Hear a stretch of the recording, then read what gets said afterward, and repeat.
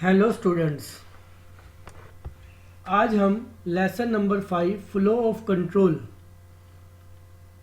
के अंदर आइटरेशन और लूपिंग स्टेटमेंट सीखने जा रहे हैं, जो कि आपकी बुक में पेज नंबर 159 पर दी गई है। जो लूप्स हैं वो दो तरीके के हो सकते हैं, आइदर फॉर लूप और वाइल लूप।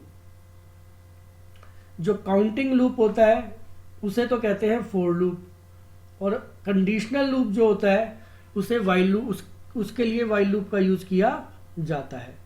तो हम लोग फॉर लूप के बारे में पढ़ेंगे आज।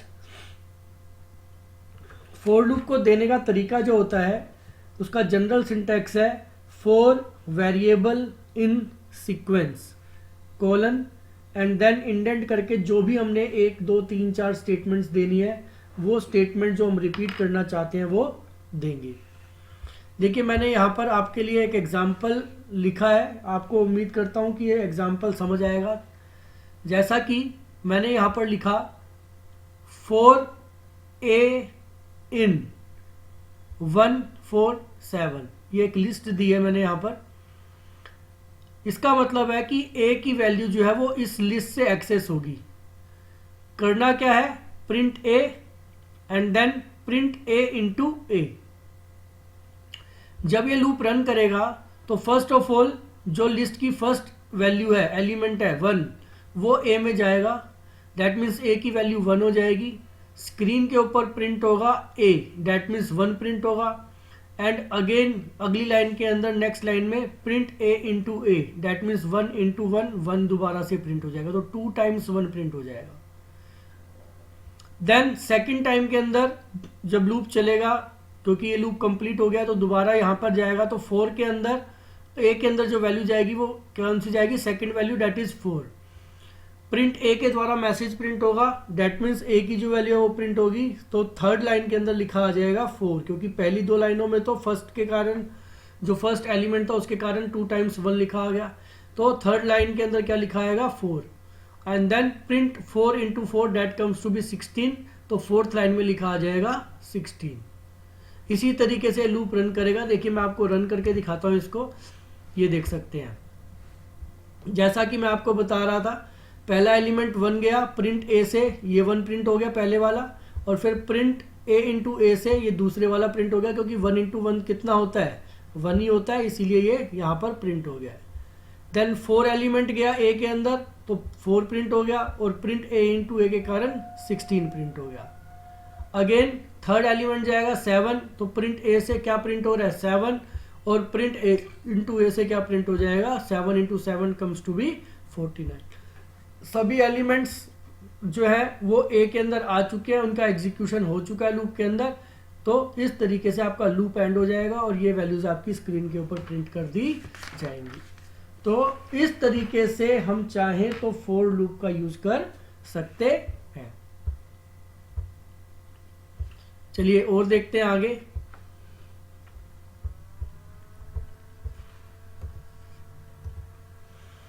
जैसे कि कुछ और एग्जाम्पल भी आपकी बुक में दिया, आप इसे रीड करके देख सकते हैं। पेज नंबर 161 के ऊपर एक प्रोग्राम दिया गया है, प्रोग्राम नंबर 5.11।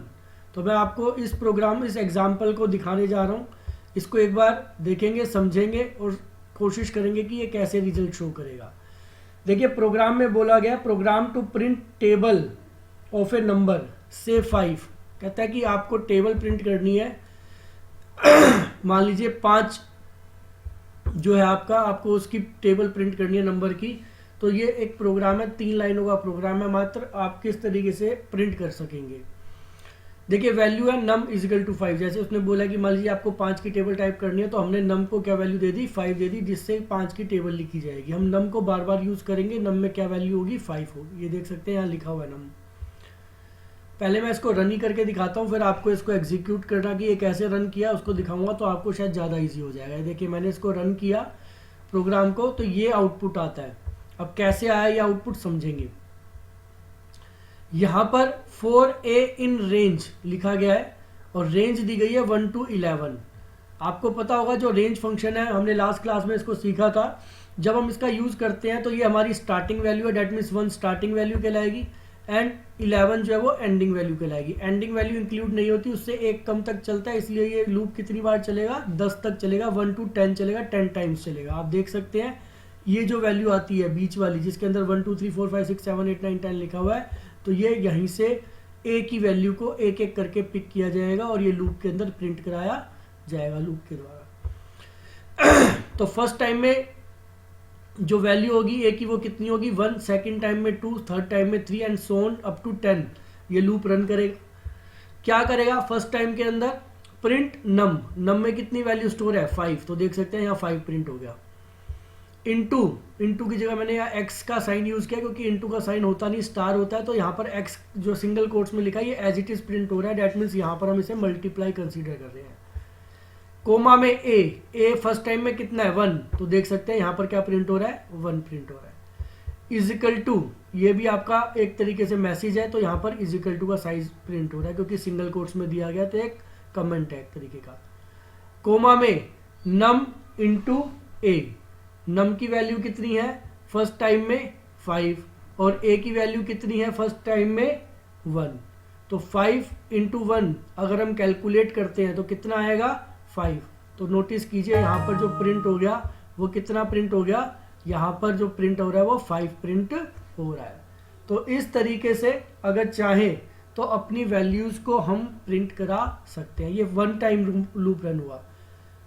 उसके बाद दोबारा से ऊपर जाते हैं तो ए की वैल्यू सेकंड टाइम में कितनी हो जाएगी 2 हो जाएगी, 1 तो चल चुका तो 2 होगी, 2 के लिए रन करेगा। अगेन नम की जगह पे क्या आएगा 5 इंटू का साइन, ए की वैल्यू सेकंड टाइम में कितनी है 2 प्रिंट कर रहा है इजिकल टू 5 इंटू 2। यहाँ पर तो ये कैलकुलेशन कर रहा है, ये एक एक्सप्रेशन है, इसका जो रिजल्ट आएगा डेट मीन्स 5 इंटू 2 का रिजल्ट कितना आता है 10, तो आपका आंसर यहाँ पर 10 प्रिंट कर रहा है। इसी तरीके से 3 के लिए चलेगा तो 5 3 जा 15, 4 के लिए चलेगा तो 5 4 जा 20। टोटल चलना कितनी बार है 10 टाइम्स चलना है, 11 तो इंक्लूड होना नहीं है क्योंकि वो एक्सक्लूडेड होता है, तो इसीलिए 10 टाइम्स चलेगा तो 10 तक चलेगा तो 5 10 जा 50 जो आपका आंसर शो कर देगा। तो इस तरीके से ये एक तरीके आपका 5 का टेबल प्रिंट कराएगा। तो यह है फॉर लूप का यूज करते हुए हमने सीखा कि किस तरीके से हम जो है टेबल को लिख सकते हैं, प्रिंट करा सकते हैं। अगला एग्जाम्पल है 5.1.2, देखते हैं इसको। ये देखिए ये एक प्रोग्राम है, प्रोग्राम में कहा गया program to print sum of natural numbers between 1 to 7। आपको 1 से लेके 7 तक के जो नंबर्स हैं उनको प्रिंट कराना है। Print the sum progressively such that after adding each natural number print sum so far. तो आपको आगे से बढ़ते हुए प्रिंटिंग करानी है और जो भी उसका वैल्यू है उसके सम को भी साथ में प्रिंट कराना है। तो देखिए सम इज इक्वल टू 0, एक वेरिएबल लिया सम जिसकी इनिशियल वैल्यू हमने कर दी 0। For n in range 1 to 8, क्योंकि हमें बोला गया बिटवीन 1 to 7, तो हम यहाँ पे लूप चलाएंगे कितनी बारी 7 टाइम्स। तो वैल्यू जो एंडिंग वैल्यू देंगे वो कितनी देंगे 8 देंगे, क्योंकि जब 8 देंगे तो ही वो 7 तक रन करेगा। तो n की वैल्यू जो है फर्स्ट टाइम में 1 फिर 2 फिर 3 4 5 6 7 तक रन करेगा क्या sum plus is equal to n, इसका मतलब है sum is equal to sum plus n। तो सम की वैल्यू में n की वैल्यू को ऐड करता चला जाएगा।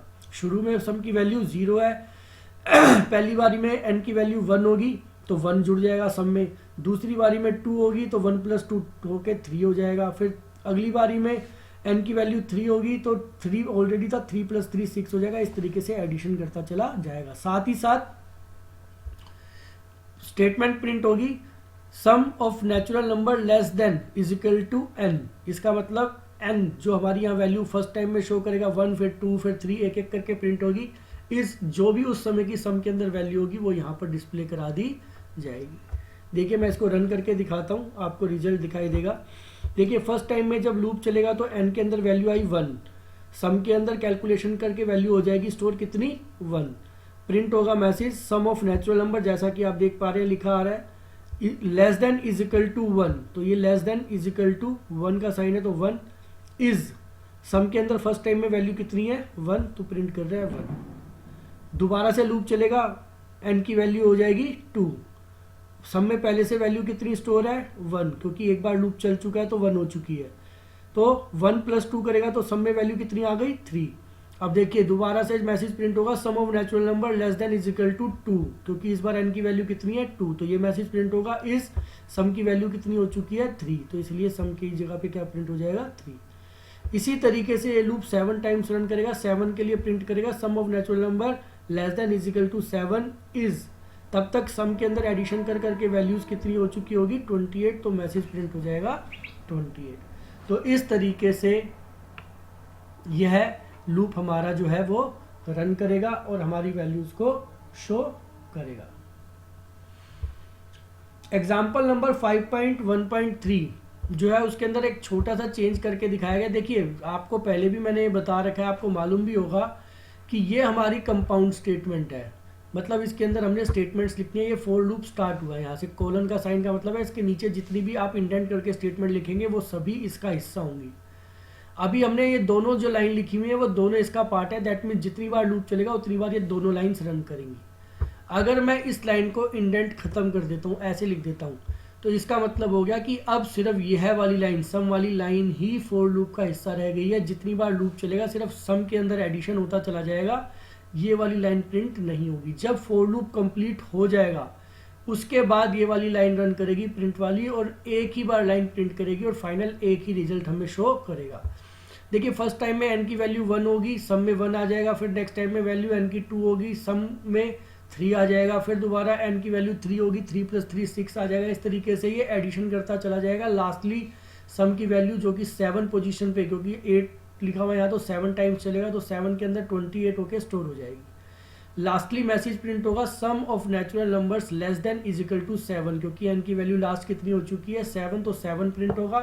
इस सम के अंदर क्या वैल्यू आ चुकी होगी 28, तो 28 प्रिंट हो जाएगा। डेट मीन्स एक ही बार सिर्फ ये वाली लाइन प्रिंट होगी, बाकी कोई भी लाइन प्रिंट नहीं होगी। देखिए मैं रन करके दिखाता हूँ आपको।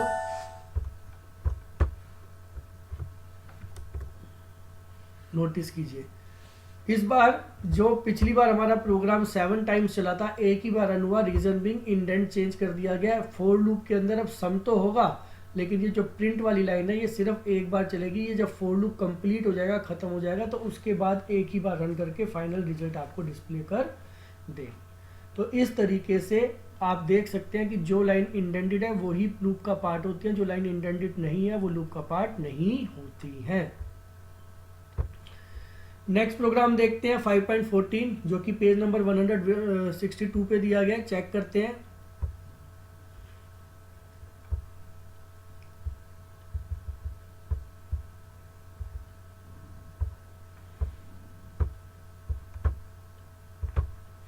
ये देखिए ये आपका एक प्रोग्राम है जिसके अंतर्गत आपको क्या बताया गया, ये एक स्ट्रक्चर बनाने को कहा है स्टार का। जैसा कि अगर आप चाहें तो बुक में पेज नंबर 162 पे देख सकते हैं। एल्स वाइज मैं पहले ही आपको ये स्ट्रक्चर रन करके एक बार दिखा देता हूँ और फिर आपको समझाता हूँ कि ये प्रोग्राम कैसे रन कर रहा है। देखिए जब मैं इस प्रोग्राम को रन करूँगा तो ये स्ट्रक्चर आपका बन के फॉर्म होगा। स्टार इस तरीके से, पहली लाइन में 1 स्टार, दूसरी में 2, तीसरी में 3, चौथी में 4, एक एक करके स्टार जो है वो बढ़ते चले जा रहे हैं।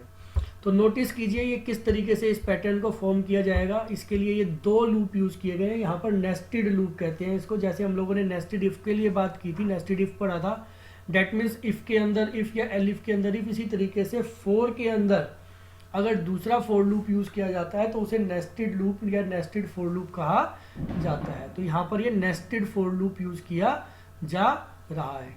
कैसे रन करेगा, for I in range 1 to 6, आई की वैल्यू 5 टाइम्स रन करेगी, क्योंकि यहाँ 6 दिया गया तो 5 टाइम्स रन करेगी 1 2 3 4 5 के लिए।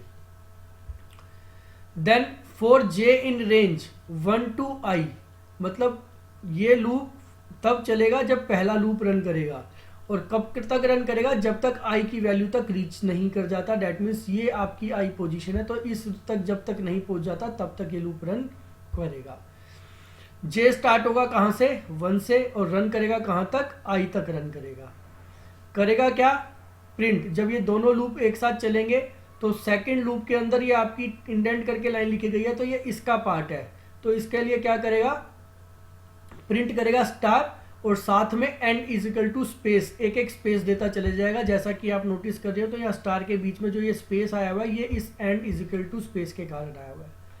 और फिर जब ये लूप एंड हो जाएगा तो बाहर वाले लूप में जाने से पहले एक बार क्या करेगा, प्रिंट ब्लैंक स्टेटमेंट है, मतलब अगली लाइन में मूव कर जाएगा। अब रन करके देखते हैं, देखिए कैसे ये रन करेगा। फर्स्ट केस में आई की वैल्यू हुई 1, जे की वैल्यू हुई 1, और रन कहाँ तक कर रहा है, ये अंदर वाला इनर लूप 1 टाइम तक कर रहा है। तो फर्स्ट टाइम में तो आपका लूप रन ही नहीं करेगा, रीजन बीइंग क्योंकि 1 जो है वो इसकी लास्ट कंडीशन है। तो ये ब्लैंक लाइन आप नोटिस कर रहे हो, तो यहाँ पर ये ब्लैंक लाइन आई हुई है, तो ये ब्लैंक छोड़ देगा इसको। सेकेंड टाइम में जब लूप इंक्रीमेंट करेगा तो 1 की वैल्यू कितनी होगी, 2, जे की वैल्यू 1 से लेके कहाँ तक चलनी है, 2 तक। 2 एक्सक्लूडेड होता है क्योंकि वो लास्ट वैल्यू है, तो 1 टाइम चलनी है। 1 टाइम चलने के लिए क्या करेगा, प्रिंट स्टार, तो ये वाली लाइन प्रिंट होगी स्टार और एक स्पेस छोड़ दिया जाएगा। और उसके बाद इस लूप से बाहर निकलेगा क्योंकि इस बार ये लूप एक ही बार चलना था। प्रिंट करेगा, डेट मीन्स अगली लाइन में मूव कर जाएगा, यहाँ पर हमारा पॉइंटर आ जाएगा स्टार्टिंग में। अगली बार में आई की वैल्यू होगी 3, तो ये लूप के आई की वैल्यू 3 के लिए चलेगा, दैट मीन्स यहाँ पे 3 वैल्यू आ गई तो 2 टाइम्स चलेगा। 2 टाइम्स में क्या करेगा, पहले एक बार स्टार प्रिंट करेगा, स्पेस छोड़ेगा, फिर दोबारा स्टार प्रिंट करेगा, स्पेस छोड़ेगा, तो 2 बार स्टार प्रिंट हो जाएगा। इसी तरीके से जब अगली वैल्यू आएगी 4, तो ये लूप अंदर वाला 3 टाइम्स चलेगा, और 3 टाइम्स चलने के कारण कितने स्टार प्रिंट करेगा, 3 स्टार प्रिंट कर देगा, स्पेस छोड़ छोड़ के। तो इस तरीके से जैसा कि आप देख पा रहे हैं, जितनी बार ये लूप रन करेगा उतने ही स्टार यहाँ पर प्रिंट होते चले जाएंगे। लास्ट टाइम में ये 5 टाइम करेगा, 5 के लिए 4 टाइम्स चलेगा, तो ये देख सकते हैं यहाँ पर 4 स्टार प्रिंट हो गए हैं। और अगली लाइन में मूव करके आपका ये लूप, दोनों ही लूप कंप्लीट हो जाएंगे, तो ये स्ट्रक्चर प्रिंट हो जाएगा। तो इस तरीके से नेस्टेड फॉर का यूज करके हम देख पा रहे हैं कि किस तरीके से हमने यहाँ पर इन लूप्स को चलाया और रन करते हुए इसको, इस स्ट्रक्चर को फॉर्म किया। देखिए अगर मैं इसकी वैल्यू को यहाँ पर चेंज कर देता हूँ, मैंने इसको कर दिया 10, तो ये मेरा 9 टाइम्स तक चलेगा। 9 का मतलब 8 तक हमारे को ये रन करके दिखाएगा। देखिए मैं इसको F5 करके रन कराता हूँ, तो देख सकते हैं ये मेरे पास यहाँ पर लास्ट लाइन में 8 स्टार शो कर रहा है। अगर मैं यहाँ पर 0 कर देता हूँ तो पहली लाइन जो ब्लैंक छोड़ता है ये उस लाइन को ब्लैंक भी नहीं छोड़ेगा। करके देखते हैं एक बार। ये देखिए जहाँ पहले हमेशा एक लाइन ब्लैंक आती थी यहाँ पर, अब वो लाइन भी ब्लैंक नहीं हुई है, और यहाँ पर जो मेरा लूप है वो चला भी एक एक्स्ट्रा टाइम है, 9 टाइम्स चला क्योंकि 0 से स्टार्ट हुआ है।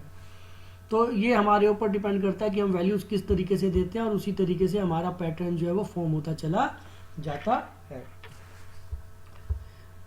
चलिए नेक्स्ट प्रोग्राम देखते हैं 5.15।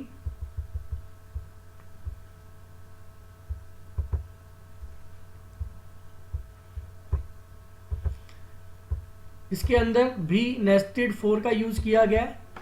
एक वेरिएबल लिया गया आउटर इन रेंज 5, 10, 4, और दूसरा वेरिएबल लिया गया है इनर इन रेंज 1, आउटर 2। यहाँ पे स्टेपिंग जो की गई है वो 4 की गई है ऊपर वाले में, और इनर वाले में जो स्टेपिंग की गई है वो कितने की गई है, 2 की गई है। जब आप स्टेप नहीं देते तो 1 की मानी जाती है, आप स्टेप दे देते हैं तो जितनी आपने वैल्यू दी है उतने की स्टेपिंग होगी। और प्रिंट क्या कराया गया, आउटर और इनर की वैल्यू को प्रिंट कराया गया। चलिए देखते हैं ये किस तरीके से रन करेगा। एक बार मैं पहले रन ही कर देता हूँ ताकि आपको रिजल्ट दिखाई दे जाए। अब ये रिजल्ट बना कैसे इसको समझते हैं।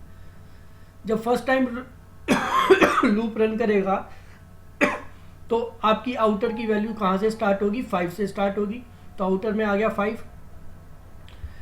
4 इनर इन रेंज 1 से स्टार्ट होगा अंदर वाला लूप, इनर के अंदर वैल्यू आएगी 1, और कहाँ तक चलेगा ये, 5 तक चलेगा। आउटर की वैल्यू तक चलना है, तो फर्स्ट टाइम में आउटर की वैल्यू कितनी है, 5, और स्टेपिंग कितनी होनी है, 2 की होनी है।